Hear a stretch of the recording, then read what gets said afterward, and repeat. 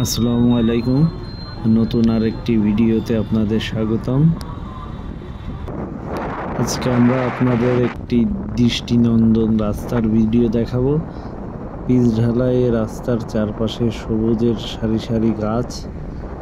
এত সুন্দর একটি রাস্তা, যারা এই রাস্তায় রেগুলার চলাচল করেন তারা ভিডিওটি দেখে উপলব্ধি করতে পারবেন আসলে কোন রাস্তার কথা বলতে চেয়েছি আমরা। আজকে যে ভিডিওটি আপনারা দেখছেন সেই ভিডিওটির যে রাস্তাটি রয়েছে সেটি হচ্ছে ঝিনাইদহ কুষ্টিয়া মহাসড়ক।